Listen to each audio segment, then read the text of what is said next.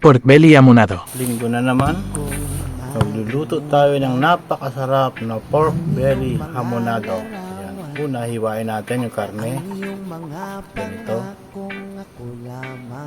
Tapos hiwain natin sa ibabaw, sa balat ng slide. Tapos pa-cross. Tapos hugasan natin.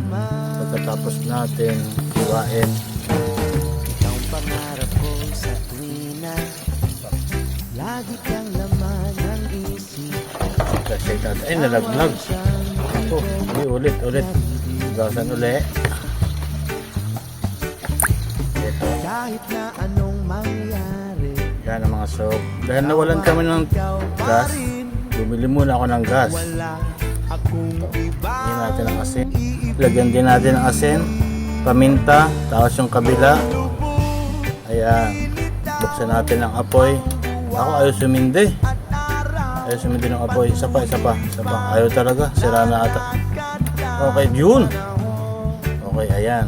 Lagyan natin ng mantika. Painitin. Tapos lagyan natin yung karne hanggang sa maprito.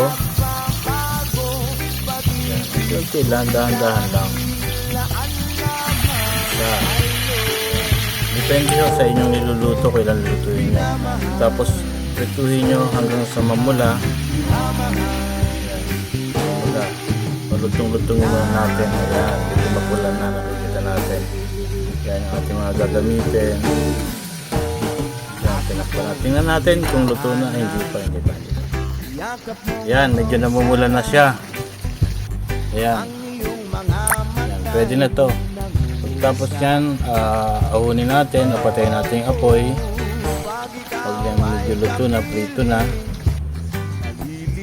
Tapos, mag-isa tayo dito ng bawang. Yan, tapos sibuyas.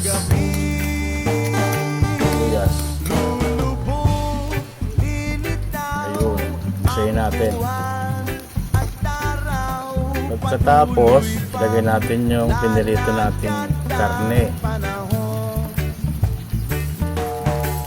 Ilang minuto lang naman yan. Tapos ilagay natin yung ating Del Monte. Yan. Pwede na rin yung tanks. Tapos yung toyo. Yan, initin natin ng mga ilang minuto. Pero mga 15 minutes pwede na. Yan, makikita natin ganyan. Lagyan natin ng asukal. Yan. Depende sa inyo kung gaano katamis ang asukal. Yan, haluin lang natin. Yan. Masarap ng tingnan. Ayan. Pagkatapos, lagyan natin ng tubig. Mga 2 baso. Depende. O 3 baso. Pakuluin natin ng mga 40 to 1 hour. 40 minutes to 1 hour. Ayan. Hanggang sa malambot na siya. Medyo kati na siya. Yan.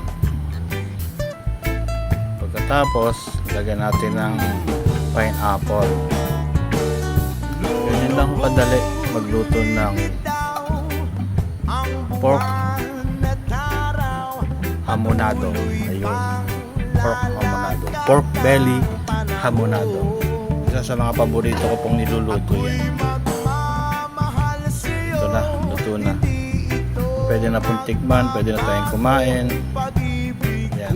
Tandaan nyo po, paminta, bawang, sibuyas, toyo, asukal, pineapple. Yan lang po.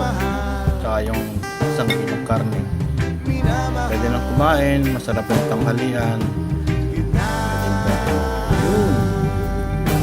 Naglamantika pa.